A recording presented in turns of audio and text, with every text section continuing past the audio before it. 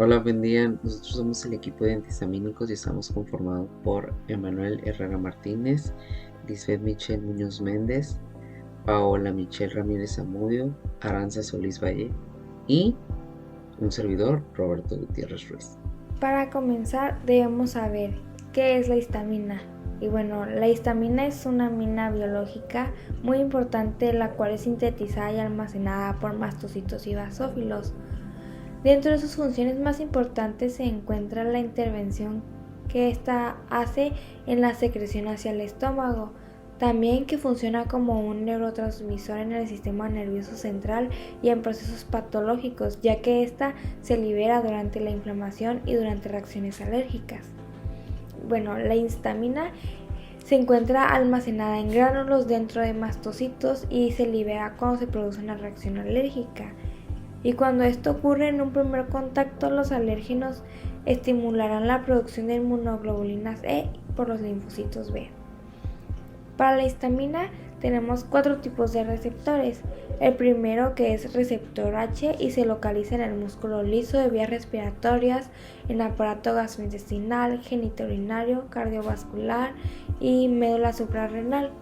Receptores H2, que se encuentran en mastocitos, basófilos, neuronas y músculo liso.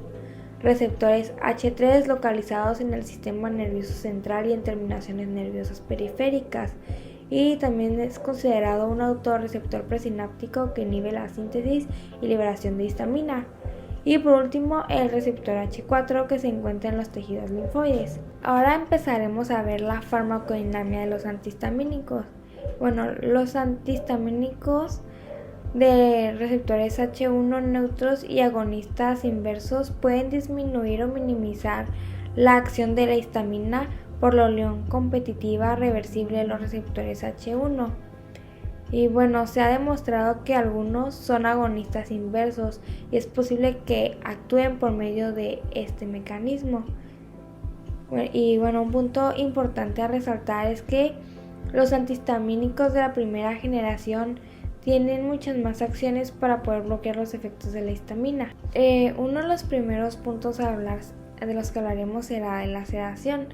Y bueno, la sedación es un efecto frecuente que tienen los antihistamínicos de la primera generación en los receptores H1, pero la intensidad de estos puede variar de un grupo químico a otro y también entre un paciente y otro. El efecto que estos tienen es bastante notable con algunos fármacos y se suelen utilizar como somníferos auxiliares, pero no es lo más adecuado que estos se utilicen durante horas diurnas. Y bueno, es muy diferente a la sedación desinhibida, la cual es producida por sedantes hipnóticos. Otro punto importante a recalcar es que la segunda generación de antihistamínicos tienen un escaso o no tienen tanto efecto sedante o estimulante como los anteriores. Y bueno, también tienen menos efecto en el sistema autónomo que los de la primera generación. El siguiente punto a ver serán las acciones antinauseosas y antieméticas. Bueno, algunos antihistamínicos de la primera generación son muy activos para poder evitar la cinetosis, que es mareo por movimiento. Y bueno, otros, y en particular la doxalamina, se suele utilizar mucho en tratamientos de náuseas y vómitos durante el proceso del embarazo. Otro efecto importante que tienen estos es que tienen efectos antiparkinsonianos. Bueno, algunos de los efectos de estos antihistamínicos y en particular en el de la difenhidramina es que muestran efectos supresores inmediatos de los síntomas extrapiramidales que pueden surgir con algunos antipsicóticos.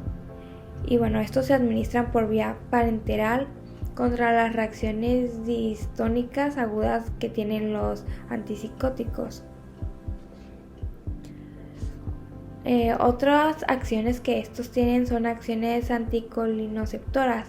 Bueno, muchos agentes de la primera generación y en particular de los grupos de la etanolamina y de la etilenediamina muestran efectos o informes notables en los receptores muscarínicos periféricos y su acción puede explicar algunos beneficios bueno, son señalados en casos de rinorrea no alérgica, pero también pueden ocasionar retención de orina y visión borrosa. Otra acción importante de los antihistamínicos es la acción de bloqueo de receptores adrenérgicos. Y bueno, los efectos de bloqueo de los receptores alfa se pueden mostrar en el caso de muchos antihistamínicos de receptores H1, en especial los del grupo de la fenotiazina, como lo es la prometazina. Y bueno, su acción en cuestión puede originar algún tipo de hipotensión ortostática y bueno, en personas susceptibles. La siguiente acción que veremos será la acción de bloqueo de la serotonina. Y bueno, algunos antihistamínicos de receptores H1 de primera generación se han detectado que tienen efectos de bloqueos hacia los receptores de la serotonina. Por último veremos su efecto como anestésico local. Bueno, algunos antihistamínicos de la primera generación se suelen utilizar como un tipo de anestésico local potente. Y esto se puede ver en sus conductos de sodio, ya que las membranas pueden ser igual de excitables que cuando se utiliza procaína y lidocaína, las cuales son un tipo de anestésico local. Bueno, esto se suele utilizar con el fin de tener una anestesia local en los casos donde los individuos presenten algún tipo de alergia hacia los anestésicos locales corrientes. Bueno, un corto número de los agentes de esta categoría también antagonizan los conductos de potasio. Ok, yo les voy a hablar de lo que es la farmacocinética de los antihistamínicos. Vamos a tener los antihistamínicos de primera generación y los de segunda generación. Los H1 de primera generación se van a absorber bien por vía oral. Estos van a alcanzar sus concentraciones plasmáticas efectivas durante las primeras 3 horas y estas van a durar en el plasma aproximadamente 4 a 6 horas. Tienen la particularidad que atraviesa con facilidad la barrera hematoencefálica y esta se va a distribuir por todos los tejidos, incluso los del sistema nervioso central. La metabolización va a ser principalmente hepática y se va a eliminar por las heces. En algunos casos se va a eliminar por la vía renal. Estos antihistamínicos de primera generación van a tener un efecto muy rápido en niños, pero va a ser muy lentos en pacientes por hepatopatías graves. Ahora pasaremos con los antihistamínicos de segunda generación. Estos van a tener la particularidad de que son muy rápidos para empezar su acción y estos pueden llegar a durar hasta 24 horas en plasma, lo que hace que solo sea necesaria una dosis. Al contrario de las de primera generación, va a tener una afinidad por las proteínas plasmáticas y va a tener una escasa penetración en los tejidos del sistema nervioso central. Los antihistamínicos de segunda generación también van a presentar una buena absorción por vía oral. Pero también la ingestión de alimentos en algunos casos afecta la forma en que se absorbe cierto fármaco, como la loratadina. Esta va a aumentar su absorción, en la cetiricina la alenta y en la fexofenadina va a disminuirla. La mayoría de estos antihistamínicos va a metabolizarse en el hígado también, pero a través del sistema citocromo P50. Después de esto van a ser excretados en mayor o menor medida por el riñón. Como dice la diapositiva, la ropatadina y la fexofenadina se pueden eliminar por vía biliar, otros se van a eliminar sin ningún cambio por la orina, como la cetiricina y la levocetiricina. Algunos fármacos van a sufrir lo que son importantes efectos de primer paso, esto en el hígado, lo que puede llegar a generar metabolitos activos. Y también en caso de que haya una insuficiencia renal o hepática, sobre todo la hepática, se puede requerir ajustes. También está el caso de los pacientes ancianos que pueden llegar a necesitar estos ajustes. Hola, soy Roberto y bueno, yo hablaré sobre la clasificación de los antihistamínicos. Los antihistamínicos H1 son fármacos que antagonizan las funciones de la histamina y es uno de los grupos farmacológicos más utilizados en el mundo. Este se clasifica en antihistamínicos de primera generación o clásicos y antihistamínicos de segunda generación. Ahora bien, los antihistamínicos H1 de primera generación o clásico contienen anillos aromáticos y sustituyente aquil que los hace compuestos lipofílicos, por lo que entre ellos encontramos el etanolaminas, que tienden a producir intensa sedación y poseen bastante actividad anticoligénica. baja incidencia de problemas gastrointestinales y la mitad de los pacientes que reciben dosis habituales de esos fármacos presentan somnolencia. Tenemos las etilendiaminas, que suelen provocar algo menos de sedación, en especial la oxotamina. Sin embargo, manifiestan una mayor incidencia de molestias gástricas. Después tenemos las alquilaminas, que son menos sedantes, como la clorfenimina y la tripolidina. Son los compuestos idóneos para utilizar en horas de vigilia. Sin embargo, una porción notable de pacientes presentan somnolencia. Los efectos adversos, que incluyen la estimulación central, son más ordinarios en este grupo que en los demás. También tenemos las piperacinas, que bien está la clorsilicina, que tiene una acción más duradera que el grupo anterior y origina una incidencia comparativa menor de somnolencia. La hidroxina es un compuesto de larga acción en la vida, que tiene una vida media de eliminación de 14 a 20 horas. Esta se concentra en la piel rápidamente, por lo que a menudo es utilizada para tratamientos de alergias cutáneas.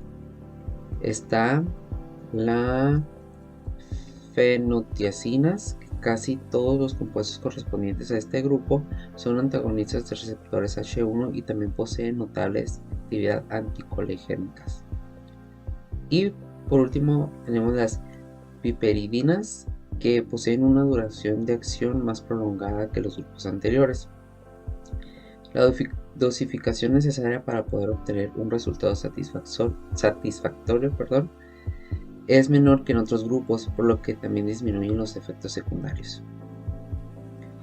Y ahora bien, en los antihistamínicos de segunda generación, estos son más selectivos por los receptores H1 periféricos y no atraviesan la barrera hematosnefálica, porque se han añadido o suprimido radicales en la estructura que hacen a estos compuestos menos lipofílicos. Producen menos sedación y menos efectos anticolinérgicos. Aquí tenemos la loratadina, que es un profármaco que se metaboliza mediante el citocromo P, dando lugar a un metabolito activo. También está la desloratadina, que tanto la loratadina como la desloratadina tienen un comienzo de acción rápido, aproximadamente 1 hora. Por esta razón resultan muy útiles en casos agudos y su acción se prolonga en un tiempo de 12 a 24 horas. Tenemos la terfenadina, que es el más representativo de los antihistamínicos no sedantes, ya que no atraviesa la barrera hematoencefálica por su estructura fenilbutano y por tanto su efecto sedante es casi nulo. Al tener una acción rápida, se utiliza en casos agudos, tiene una vida media de 16 a 24 horas y es un profármaco que continúa a través de su metabolito fexadomenacina tras un metabolismo de primer paso hepático.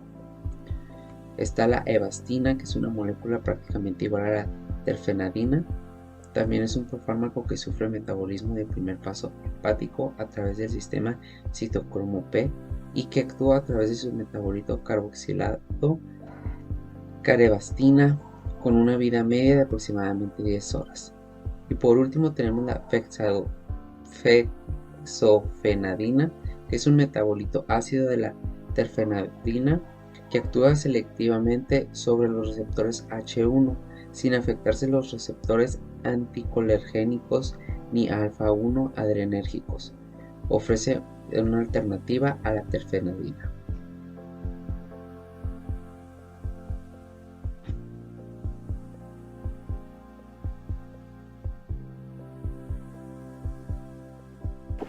Hola, mi nombre es Paola y yo les voy a hablar sobre los usos clínicos de los antihistamínicos. Vamos a empezar primero con los antihistamínicos tipo 1. Estos se utilizan en varios tratamientos. El primero es en la prevención y tratamiento de las reacciones alérgicas, que se encuentra la rinitis, la urticaria, la picadura de insectos, la dermatitis atópica y la hipersensibilidad a medicamentos. Estos van a aliviar sus síntomas, como pueden ser la rinorrea, el estornudo y el prurito. Al hablar del prurito, cuando tenemos una situación muy intensa, que puede ser en la dermatitis o en la urticaria, Preferimos utilizar unos antihistamínicos que tengan una acción sedante alta, que puede ser la difenhidramina. Cuando tenemos un prurito que no es intenso, podemos utilizar un antihistamínico con acción sedante baja, que puede ser la cetiricina. Nuestro segundo tratamiento es en el vómito, en la cinetosis, que es el mareo por el movimiento, y en el vértigo. Aquí tenemos dos situaciones donde se encuentran estos síntomas, y el primero es el síndrome de Meniere, que es un trastorno en el oído interno, y el segundo es el malestar matinal del embarazo. Nuestro tercer tratamiento es en la enfermedad de Parkinson. Aquí los antihistamínicos tienen una acción antimuscarínica, que es más que nada tener un efecto de poder controlar el músculo liso del órgano y también las glándulas.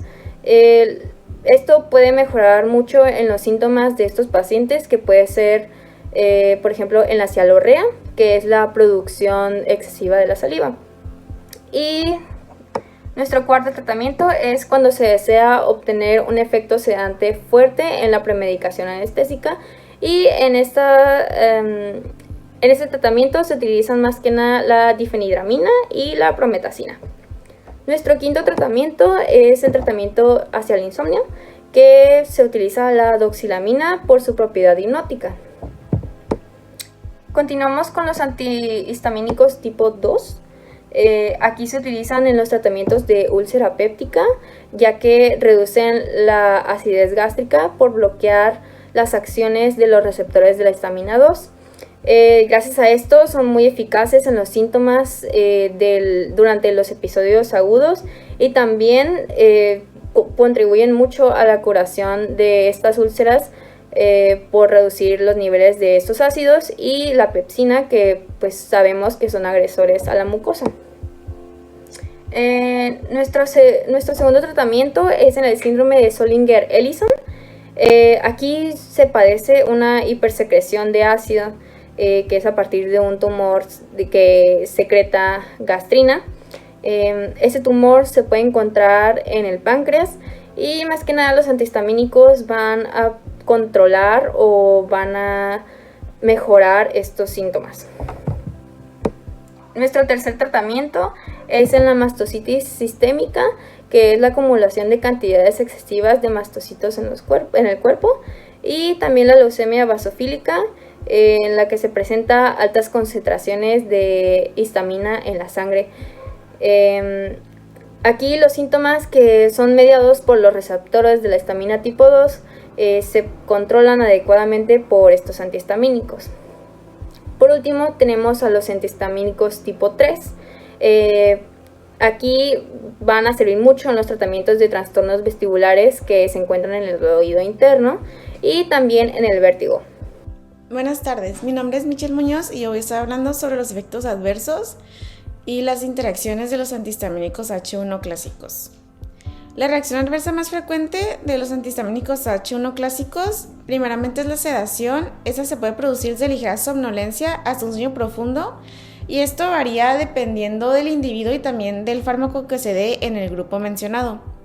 En algunas circunstancias, la sedación producida puede ser el efecto que está buscando el médico, puede ser en ejemplos como el prurito, dermatitis atópica en los niños, entre otras, para ayudar a lo que puede ser el dolor.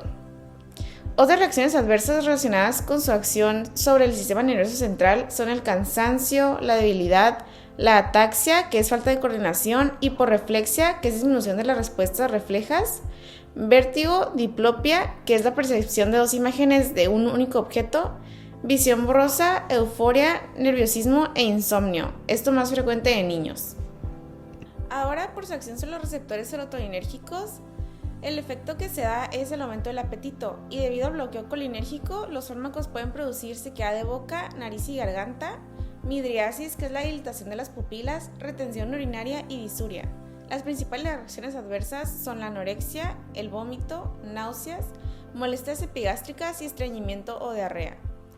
Cuando son interesados por la vía tópica, pueden provocar en ocasiones reacciones de hipersensibilidad y fotosensibilización.